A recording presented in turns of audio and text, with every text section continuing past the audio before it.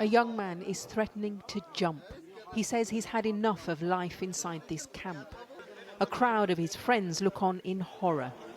Eventually, he's talked down, but this is now sadly a regular occurrence at Wethersfield. We've been sent exclusive footage from inside, where it's claimed a mental health crisis is being ignored. Ambulances have been called out more than 50 times this year. This man is being taken to hospital after trying to end his life. He's since recovered and is being treated for mental health issues. There have been nearly 200 safeguarding referrals in the last 6 months. Many of the men say they feel forgotten, trapped inside and isolated. And so, when they heard that we were filming and wanted to tell their stories, this is what happened. I was soon surrounded by dozens of young men desperate to be heard. What are the main problems? What's the main problem here that everyone wants to tell us? They described grim conditions, pressures and tensions inside. They've all witnessed suicide attempts and self-harm, and it's taking its toll. Somebody else trying to jump. We don't know the circumstances leading to these events. That's my camp. You see any differently about these two photos? Look. But it's not a prison. You can go out, you're allowed back in. Like today, you can come and speak to me. Officially, Wethersfield isn't a detention site, but we've seen a confidential report for the Home Office by the Red Cross in May, which says the physical conditions exacerbate trauma. The barbed wire, checkpoints, curfews and security can all make living here feel like a prison. Numerous men claim they've been abused by the guards. You don't know who you're talking to. You don't know who I am. This video appears to show a driver arguing with an asylum seeker who films the incident. Please. You idiot. You're in the camp. You're in this country. You're telling me off. Shut up. The Home Office told us any incidents of inappropriate behaviour by staff will be thoroughly investigated. In another video, they say they were belittled when they tried to get urgent help for a friend they thought was threatening self-harm. You're in England, so you speak English, huh? No, do you speak... Wait a second. No, you speak English. And this is how some staff responded to a man on hunger strike. Yes, but he had 3 meals a day. 3 meals, that's his choice not to eat, guys. We don't know the exact circumstances leading up to any of these events, but the Red Cross found staff were desensitised, with some minimising the men's distress and incidents of self-harm. The Home Office told us one person has been dismissed and they expect suppliers to take rapid action when they fall below standards. They and the private contractor Clearsprings Ready Homes say the welfare of people housed here is of the utmost priority.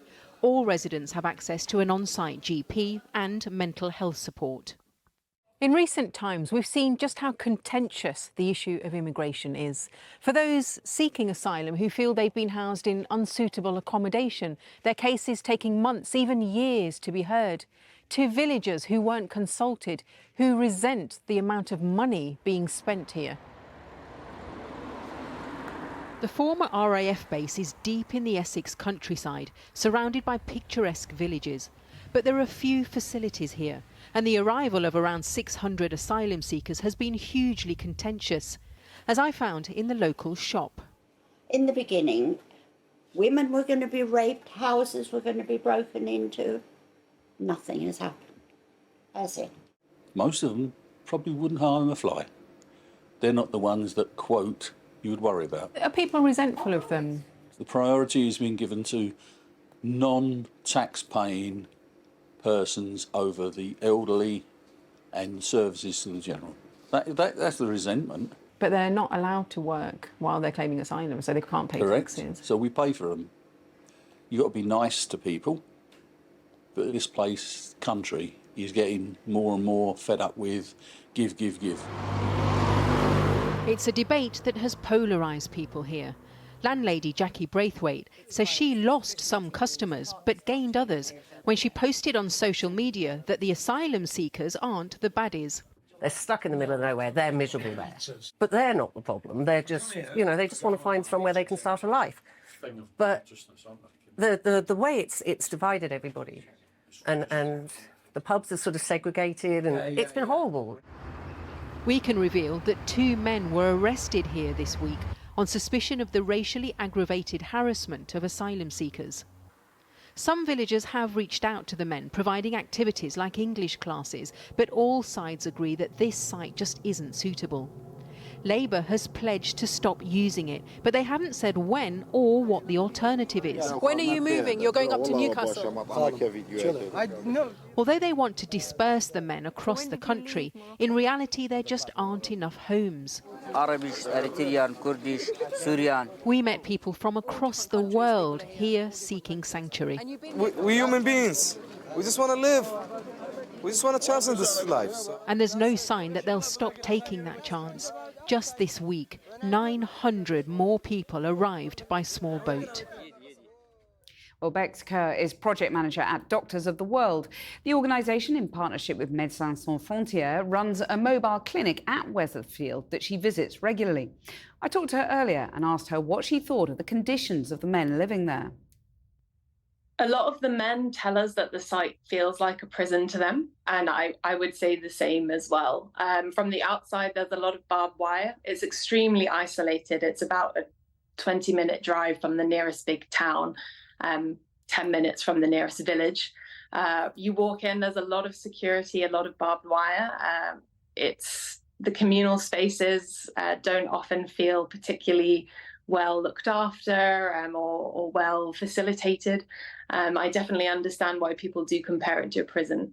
I mean, clearly the men are free to come and go as they please. And, you know, in response to our report, the Home Office and the private contractor Clearsprings told us that the welfare of the people housed there are of the utmost priority. What do you make of that?